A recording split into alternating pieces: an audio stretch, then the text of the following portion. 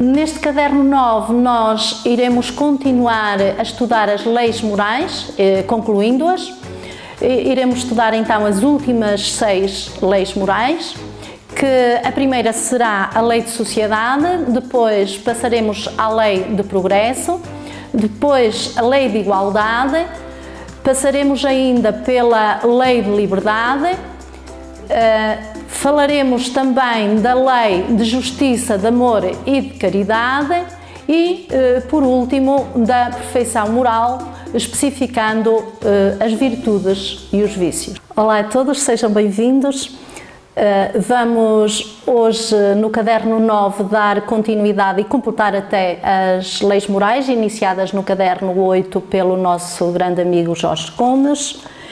E as leis que hoje vamos estudar, as últimas 6, será a lei de sociedade, a lei do progresso, a lei de igualdade, 3, a lei de liberdade, 4, depois com vários itens, cada uma delas, a lei de justiça, amor e caridade, 5, e por último, a perfeição moral, as virtudes e os vícios.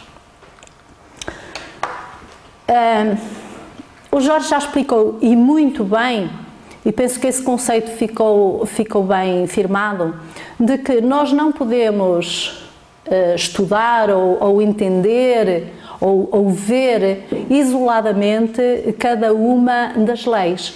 Elas têm, para serem bem assimiladas, bem entendidas, elas têm de ser vistas sempre no seu conjunto, na sua globabilidade, porque elas formam uma espécie de sequência de crescente importância, isto é, elas funcionam por si, a evolução dá-se por ciclos, vamos dizer assim, porque o homem evolui como?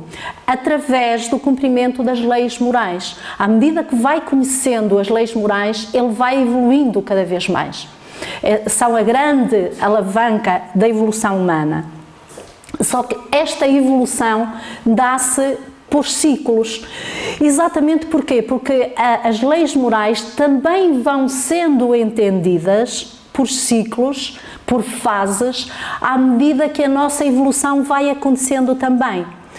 Se calhar através de um pequenino esquema nós conseguimos entender este princípio da evolução por ciclos. Imaginemos que este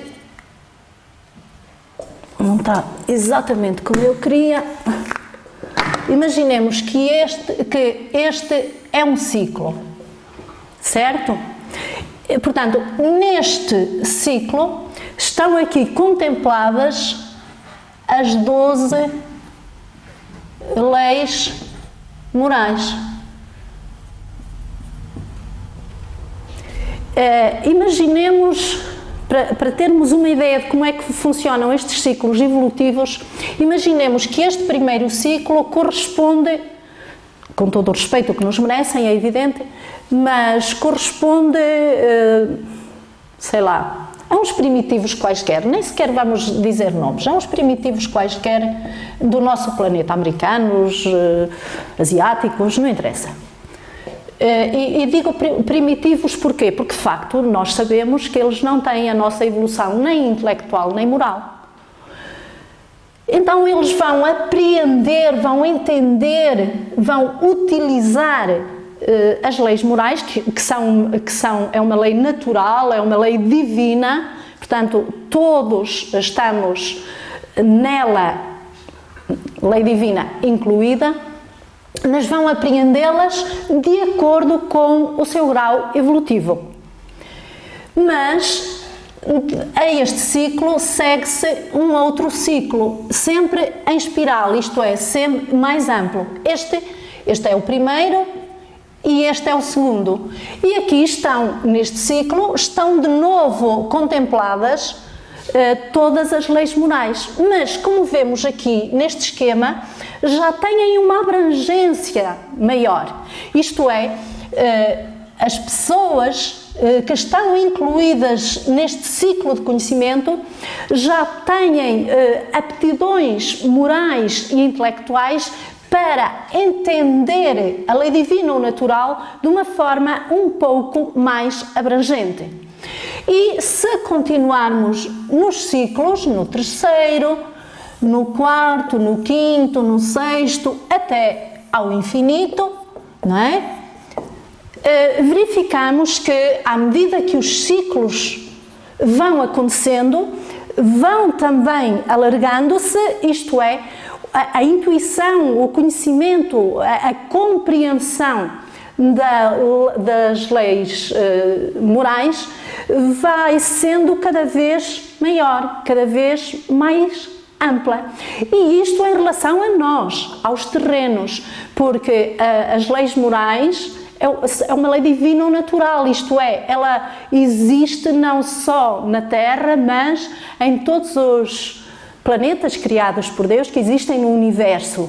E, portanto, as leis morais serão assimiladas em cada planeta de uma forma diferente e dentro de cada planeta, conforme os ciclos, também de forma diferente, de acordo com a evolução de cada ser.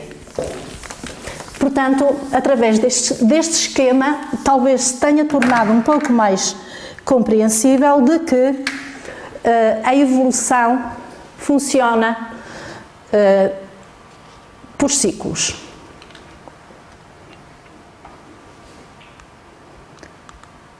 Estamos, portanto, ainda no sumário e vamos de imediato para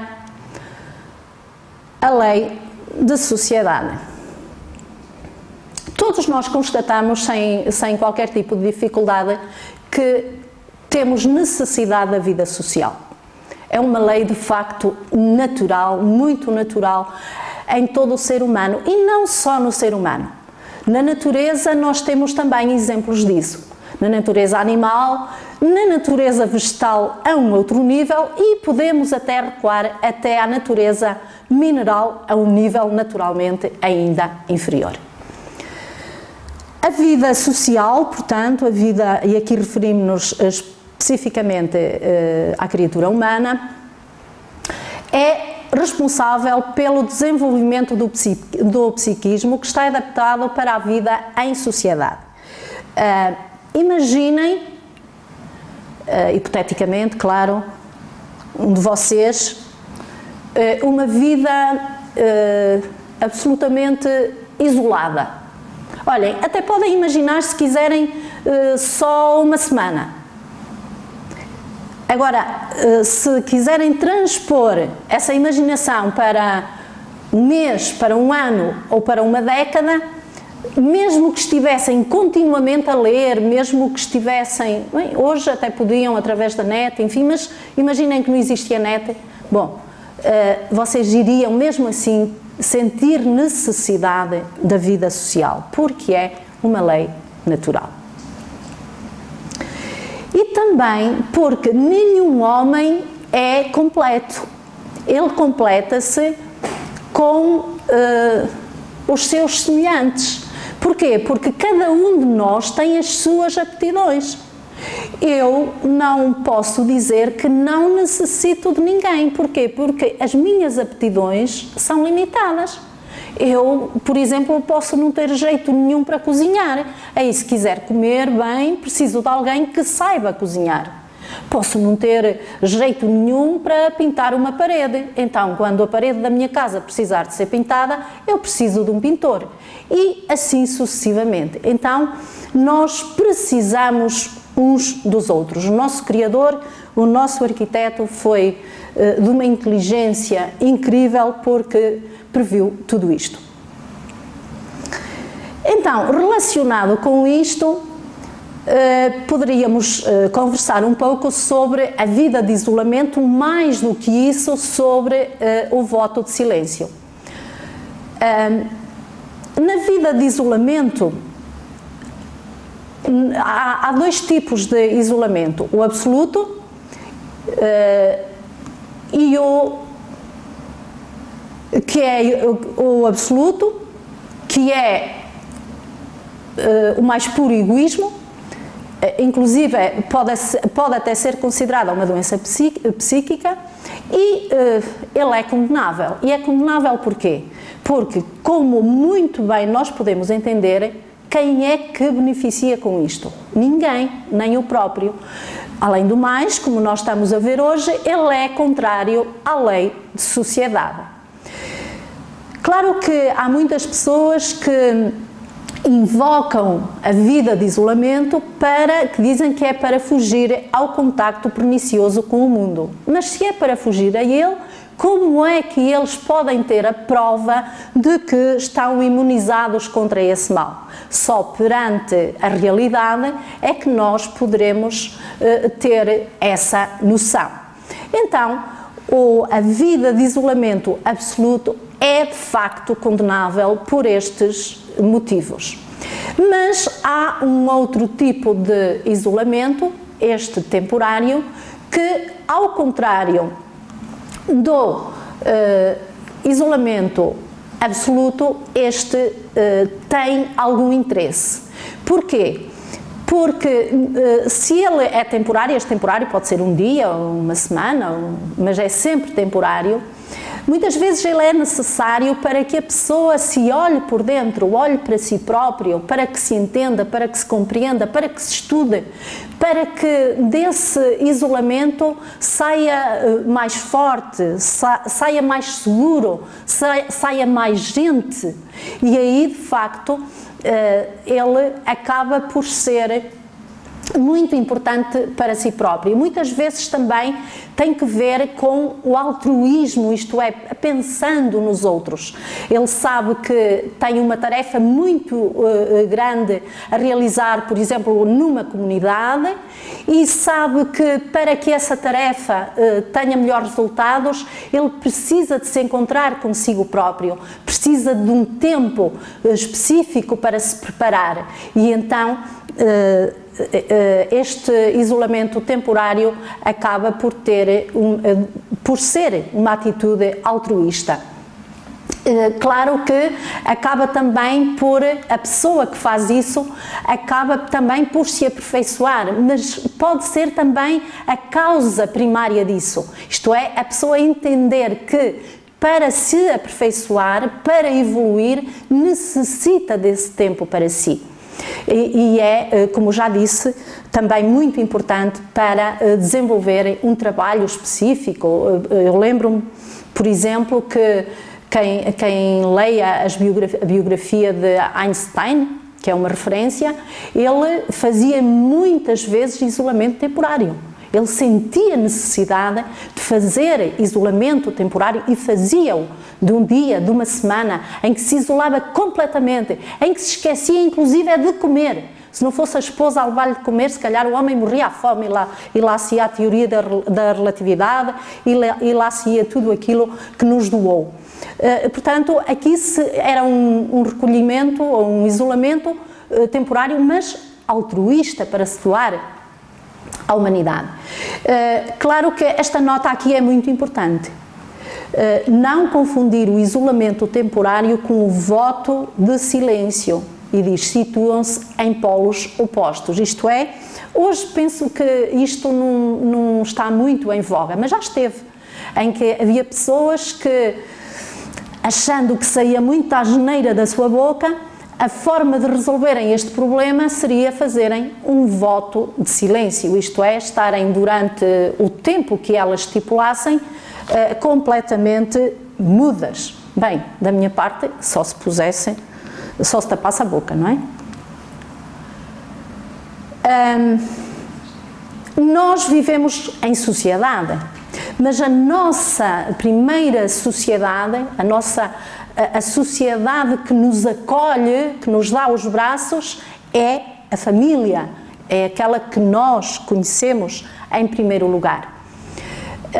Mas em relação à família, o Espiritismo, a filosofia espírita ensina-nos que devemos saber dosear muito bem os laços que nos unem à família, porque se por um lado podemos cair no erro de que exista uma supervalorização dos laços, em que é só a família que conta e o resto não conta para nada, portanto o nosso próximo limita-se à família, o que não é bom.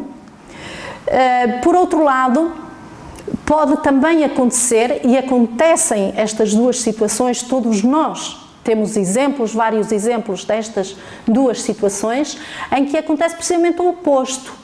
O relaxamento dos laços de família, que conduz a criatura ao egoísmo pessoal, que podemos até chamar de egocentrismo.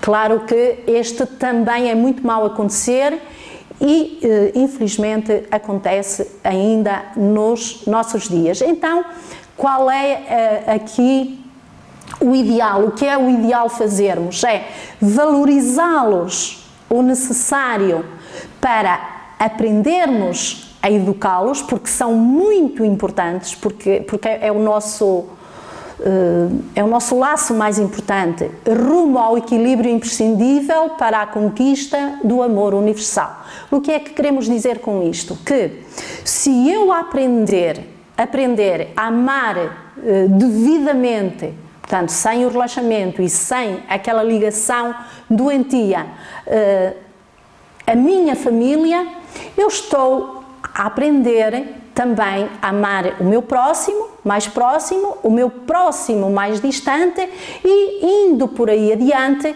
chegar até à conquista do amor universal, isto é, todo o ser humano em geral. Vamos agora para uma outra lei, que é a lei do progresso.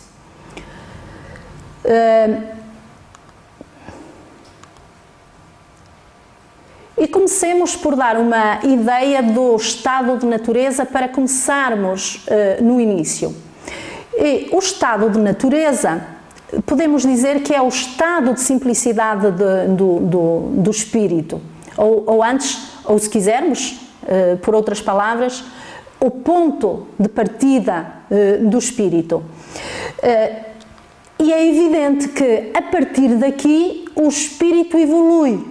E evolui como? Porquê? Porque existe a lei do progresso. Se não existisse a lei do progresso, o espírito não poderia evoluir. Mas o progresso acontece em duas vertentes.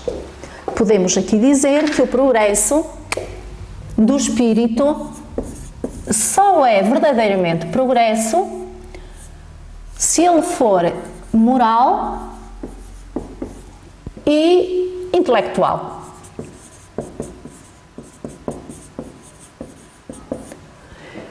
O ideal é que eles andem juntos.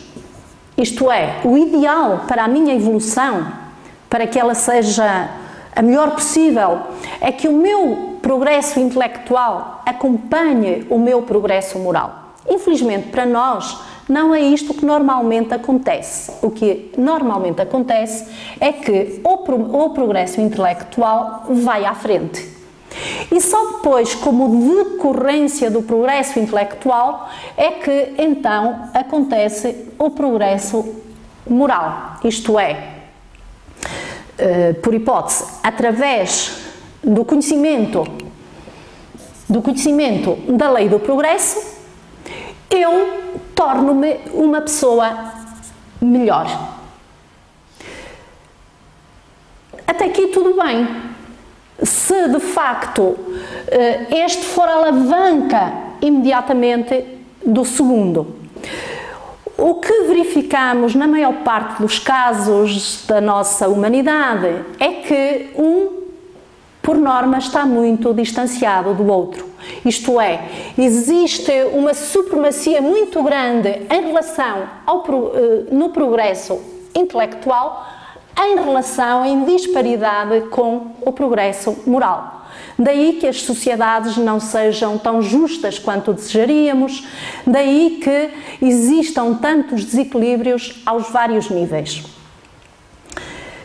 Se quisermos fazer aqui um pequenino esquema, nós poderemos dizer que o progresso intelectual se verifica na horizontal.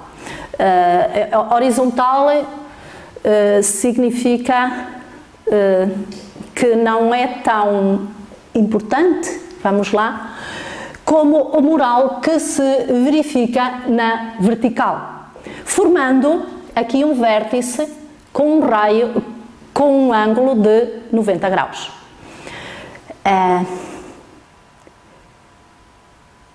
Isto é o que normalmente acontece, mas o que é que seria o ideal que acontecesse? Era que um fosse sucessivamente fundindo-se no outro, certo? Portanto, que o progresso intelectual fosse inclinando. Esperem lá que eu até vou fazer isto um bocadinho melhor. Como já viram, eu tenho muito jeito para desenho, não é? Que fosse sucessivamente, e isso é o que acontecerá obrigatoriamente nas sociedades futuras, que fosse sucessivamente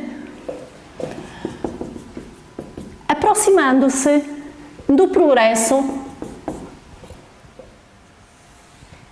moral, que é o meu caso, estou a brincar, certo?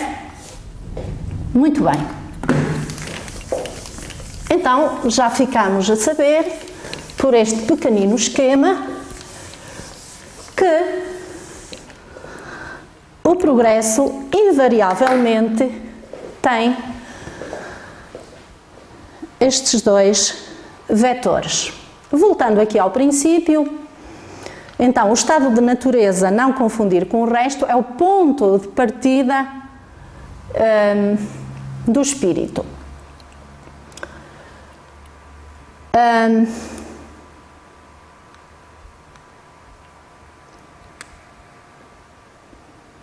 Peço desculpa que andei para trás.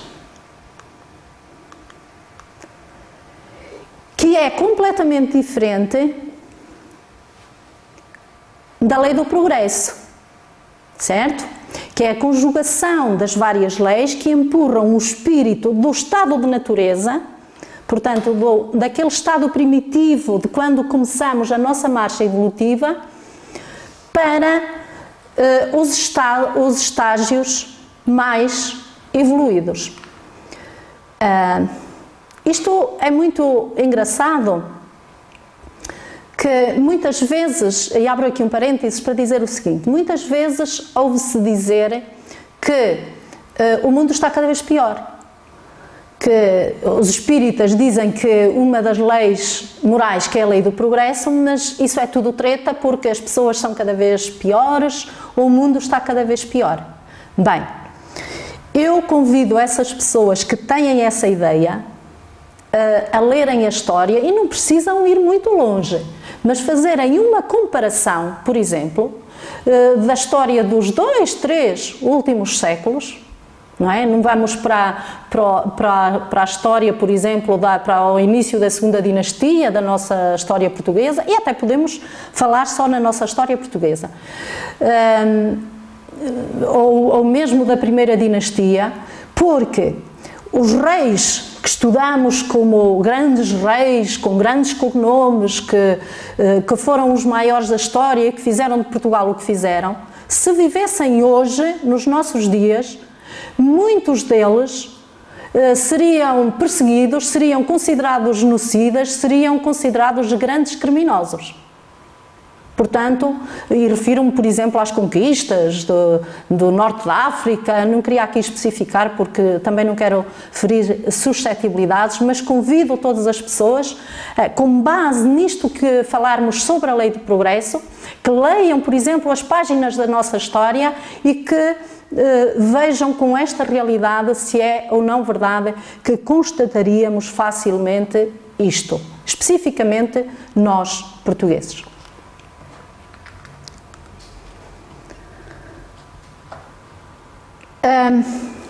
Claro que os grandes obstáculos do progresso, e não é difícil entendermos isso, é o egoísmo e o orgulho.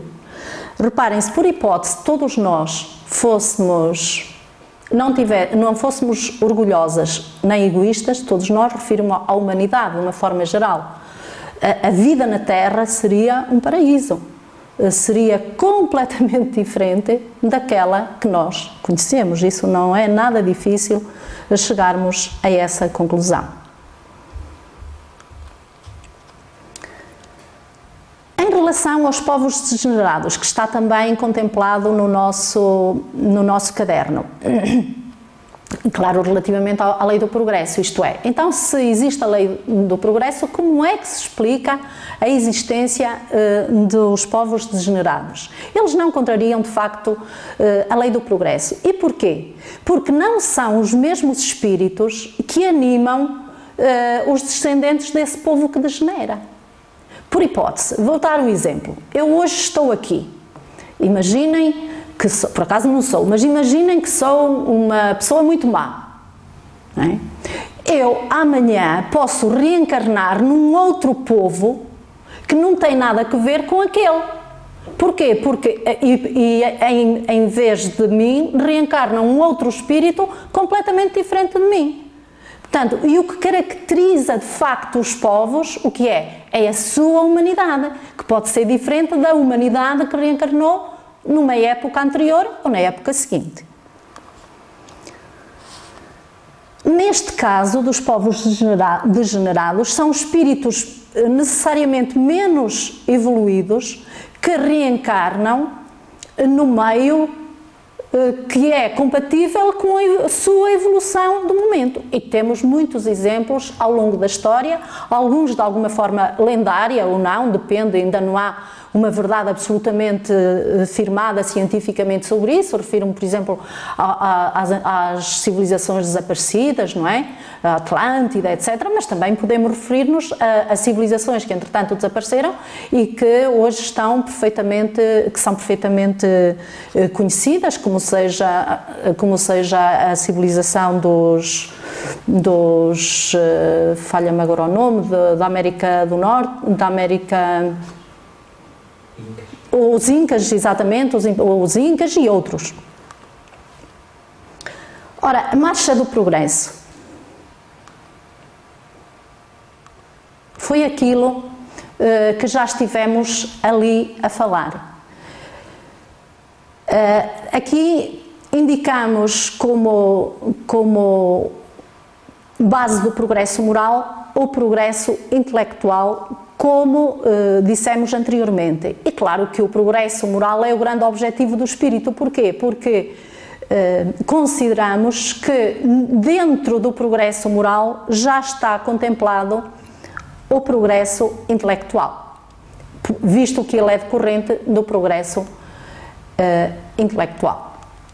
Reparem, este esquemazinho dá-nos também uma outra forma interessante e pedagógica, no meu ponto de vista, de analisarmos a diferença entre o progresso intelectual e o progresso moral. Isto é, se o progresso intelectual for maior, superior que o progresso moral, que infelizmente é o que ainda acontece nos nossos dias, isso gera sofrimento.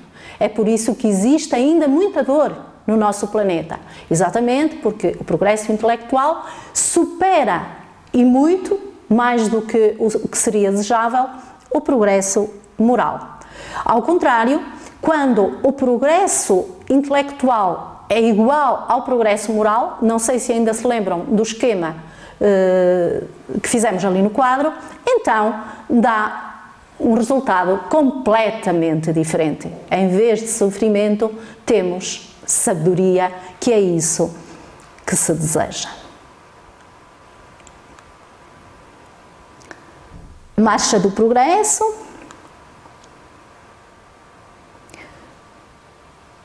Isto é, a lei do progresso, como todas as leis, que é feita por ciclos, está continuamente em movimento. E muitas vezes aquilo que nós consideramos que é uma involução é quando acontece mais o progresso, visto que as revoluções morais, sociais, culturais, religiosas, etc., etc., infiltram-se de tal modo nas consciências das pessoas, lentamente, muito lentamente, ao longo das gerações, germinam durante séculos, portanto Deus tem todo o tempo do mundo e depois acabam por explodir, provocando a demolição de velhos tabus. E a história da humanidade tem muitos exemplos. Estou a recordar-me neste momento, por exemplo, dos efeitos positivos da Revolução Francesa. Não é? Até aí a história era contada de uma maneira, a partir daí passou a ser contada de uma maneira completamente diferente, em que que ocorre especificamente em Paris, acaba por atingir de uma forma geral todo o planeta na autodeterminação dos povos. Mas poderíamos dar certamente, e vocês lembram certamente, de muitos outros exemplos e se calhar melhores do que este. Pode muitas vezes parecer que em determinadas situações que o homem, em vez de avançar, recua, mas é uma falsa ideia. Estou a lembrar-me de um outro exemplo, um exemplo triste que ainda não ocorreu há muito tempo, que foi a Segunda Guerra Mundial. Podemos pensar que durante esse período da história, portanto, a humanidade não progrediu, ao contrário, implodiu. Mas não é verdade. Não é verdade, especialmente para nós verificarmos, visto que vivemos depois dessa época e o mundo nunca mais foi igual. Foi a partir daí que os movimentos democráticos, por exemplo, deram lugar a movimentos fascistas, isto relativamente à política, mas relativamente à economia, relativamente a outros setores. Foi a partir daí que o homem tomou consciência de muitas outras coisas, para além de muitas associações humanitárias e não só, que deram origem depois, ou que se formaram depois da Segunda Guerra Mundial, não é?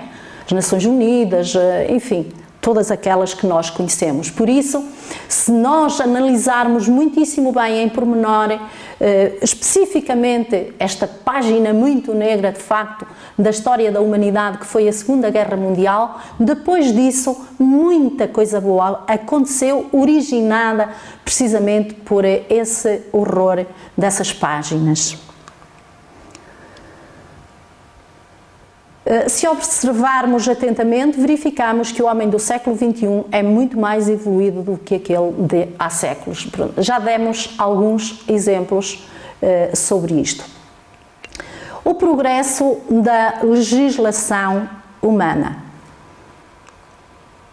A legislação humana, como sabemos, é uma exigência social, nem sempre aconteceu. Ela só surgiu quando começaram a surgir as primeiras sociedades organizadas, mas ela não surgiu como existe hoje. Ela foi-se aperfeiçoando à medida que essas sociedades também se foram aperfeiçoando, foram evoluindo. Portanto, e à medida que nós, claro que a legislação humana ainda não ditou a última regra, está muito longe disso. À medida que nós formos evoluindo, ela irá também evoluindo cada vez mais, até chegar ao ponto de se fundir, de alguma forma, nas leis naturais. Civilização, outro dos itens do nosso caderno. Nós podemos definir civilização como um conjunto de valores conquistados pelo esforço humano, que visam respeitar o seu semelhante e criar leis justas que dão ao homem a paz de consciência. Isto que nós aqui estamos a ver será o ideal de civilização, mas nós sabemos que nem sempre isto acontece. É por isso que muitas vezes nós dizemos que determinado país é o mais civilizado e não estamos a dizer uma verdade. Porque um país será tanto mais civilizado quanto mais nesse país os princípios morais e éticos forem observados, forem utilizados na prática. Quanto mais esse país eleger os seres vivos, o ser humano, como o produto final, o produto mais importante dessas sociedades. E nós sabemos que algumas dessas sociedades, desses países ditos civilizados, não contemplam este princípio. Então, serão civilizados sob o ponto de vista tecnológico, sob o ponto de vista de conhecimentos, sob o ponto de vista intelectual, isto é, serão evoluídos intelectualmente, mas não serão ainda evoluídos suficientemente ao nível moral. Influência do espiritismo no progresso. Por tudo aquilo que nós temos vindo a dizer, por toda a riqueza da filosofia espírita, é evidente que quem a conheça vai entender que ele vai ter muita influência nas ideias e, naturalmente, no progresso individual e, como consequência, no progresso de um povo, de uma sociedade, do planeta, de uma forma geral. E mais, o espiritismo é natural. Ele foi ditado de uma forma natural, espontânea pelos espíritos. Não foi ninguém que inventou, não foi ninguém que disse, olha, vamos aqui estar um bocado a ver se alguém do outro mundo se comunica. Não, tudo foi natural, como vimos no primeiro e no segundo capítulo do nosso curso. Então, por ser tão natural quanto isto, ele necessariamente está fadado a tornar-se uma crença geral. Quando? Não sabemos. De quem depende? De todos nós, um bocadinho. Claro, ele tem capacidade para destruir o materialismo, visto que é contrário ao espiritualismo, ao princípio da imortalidade do espírito, e dará início à era do espírito, impulsionando o progresso. Reparem, se eu assumo para a minha vida pessoal que sou um espírito imortal, a minha vida, os meus princípios, as minhas ações, as minhas atitudes perante mim, perante o próximo, terão de ser completamente diferentes.